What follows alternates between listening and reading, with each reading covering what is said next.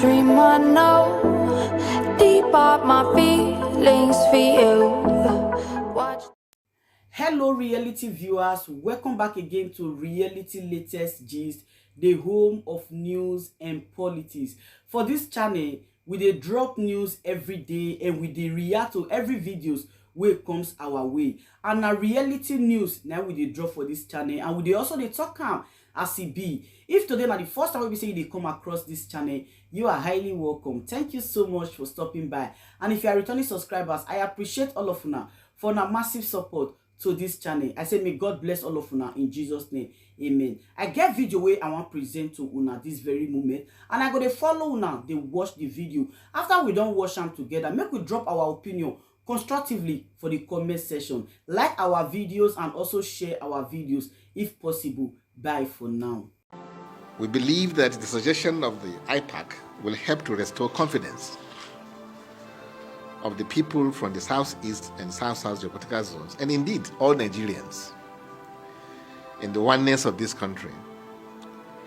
Also, we have a precedence in the example of Chief Olusegun Obasanjo's PDP government in 1999, when it deliberately zoned the Senate presidency to the southeast, the Speaker to the northwest, the Deputy Speaker to the Deputy Senate President to North Central, the Deputy Speaker to South-South.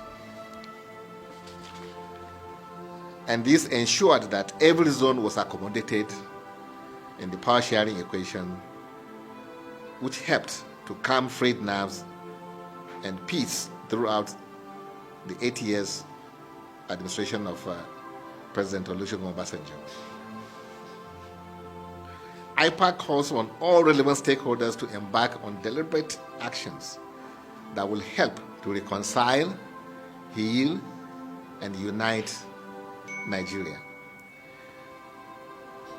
This, we believe, will eliminate the winner-takes-all syndrome and will further enhance ethno-religious inclusivity, and will usher in a strong, virile, united, progressive, prosperous, equitable, and just democratic nation. IPAC was deeply concerned by the ethno-religious sentiments that characterized the 2023 general election, that is, nomination of presidential candidates and campaigns, which adversely polarized the nation and undermined issue-based campaigns that would have strengthened our frail electoral process. Nigerians witnessed the worst campaign since 1999, when democracy was restored in the country. Council is strongly determined to stop the dastardly do-or-die politics, garrison politics, ethno-religious profiling, and what has come to be known as stomach infrastructure, that is the use of money to cow people, which have impeded our hard-earned democracy and impoverished the masses who sold their votes for a mess of electoral porridge.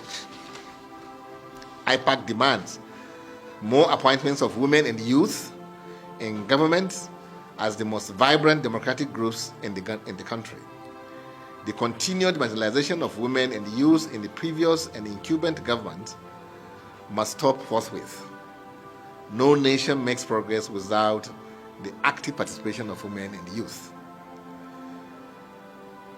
Their involvement in the 2023 general election was an eloquent testimony of their preparedness to serve the fatherland, and they should be given the opportunity to do so.